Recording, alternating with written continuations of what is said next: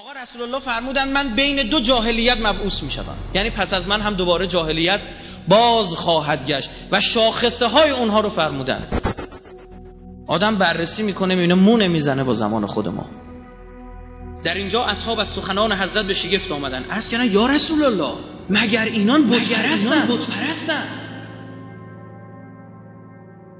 آری پول میشه خداشون، کل درهم عندهم صنم، پول میشه بتشون، همه چی رو بر مبنای پول میسنجن. آقا هر کسی یه قیمتی داره، همه چی شد مبنا پول، کل درهم عندهم صنم.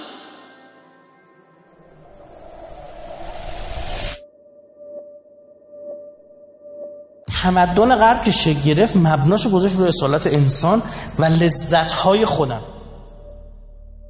منزلت اجتماعی چی تعیین میکنه؟ پول. آقای مدیر بهترین کت شلوار، بهترین ماشین، راننده، بهترین طبقه این ساختمون، بزرگترین و شیکترین اتاق، بهترین غذاها برای آقای مدیر میره. آبدارچی خیلی انسان شریفی ها، باشه کوچکترین اتاق مال اونه توی شرکت، بزرگترین اتاق مال مدیر است. چرا؟ مدیره تولید ثروت بیشتری میکنه. قوانینم برای پولدارا آروم آروم تغییر میکنه.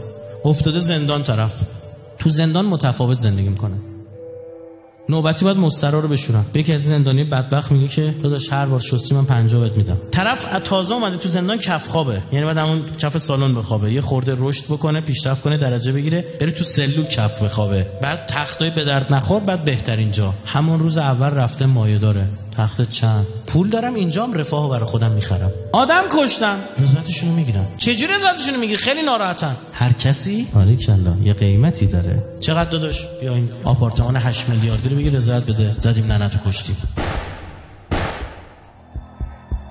خب آقا حالا این اوکی، بعدش چی؟ بعد عمومی جرم مونده، باشه اونم حلش میکنیم، قابل حله. بهترین وکلا رو به استخدامی، وکلایی که شخم میزنن، لامه‌های بند تبصره‌های پیدا میکنن، وثیقه میذارن. پول داری، وثیقه داری، میای بیرون. آدم کشته بود که باشه حل شد. چرا حل شد؟ پول داره. کار غیر قانونی صورت گرفت؟ نه. چرا؟ چون تو این جوامع قانون برای پولدارا نوشته میشه.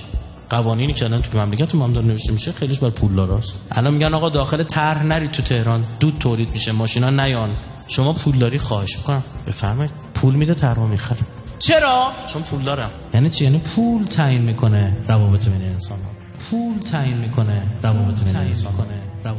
و چون مایه‌دارترین، زیباترین زنها در خدمت او، پول داره، حوصله نداره، یه ساعت تو هواپیما نشسته، دوست نداره 4 تا سیبیلو ببینه.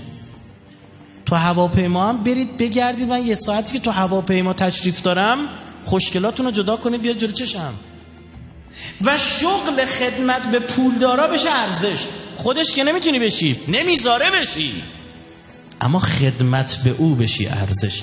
بعد ببین یه مش جوون صبح تا شب دارن سر کله میشکنن که این مشاغل رو به دست بیاره.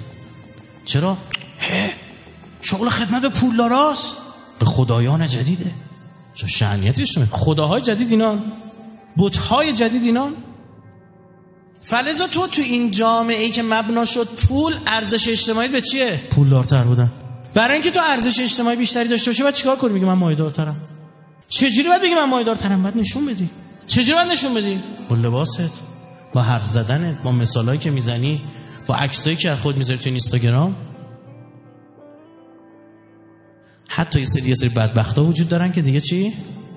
اداشو در میارن، یعنی شبیه پولدارا زندگی میکنن، چون اون شده برند، چون شده مبنا. ببین میخوام ببین خارجی‌ها با اینو مثلا پولدارا باشه بعد چیکار کنه؟ یه ماشین حداقل 1 میلیاردی سوار شه، یه خونه 2-3 میلیاردی هم داشته باشه. 2-3 میلیارد یعنی چیه تو تهران؟ بعد خب این زندگیش یه جور خاصه، قیافش یه جور خاصه، لباساش برنده، لاکچریه. یه سگ داره تو خونه‌شون، نشون باش عکس میگیره، فیلم میذاره فلان. حالا تو میخوای ادونو در بیاری، ماشینا رو که نداری، سفر اروپایی که نداری. سگ رو میتونم داشته باشم، میرم پول قرض میکنم، سگ رو میخرم 2 تومن. لباسان هم میتونم داشته باشم، تاناکورا. متوجه چی شد؟ اینجا تو یک صورت فیکی میسازی از اون زندگی اصلی که او داشته. یعنی خود اون رو ما داریم بحث میکنیم که درست همچین چیزی یا نه، که اثبات میکنه خودش رو هواه. بعد این باز بدبخت چی که خب چرا میخواد عده اونو در بیاره؟ ما تو مناطقی مثل پردیس تهران سمت رودنبومه یا پرند، قشر متوسط به پایین رو داریم رفتن ساکن شدن اونجا. اما نکته جالب وقتی میره اونجا به شدت سگگردانی تو چشت میخوره. قشر اونجا شکل گرفته که دوست داره طبقه متوسط به پای متوسطی دوست داره ادای پولدارا رو در بیاره. چرا؟ چون این برنده، چون این کلاس داره. ذات پول پرستانه و اصالت ثروت جامعه رو تهی میکنه از انسانیت.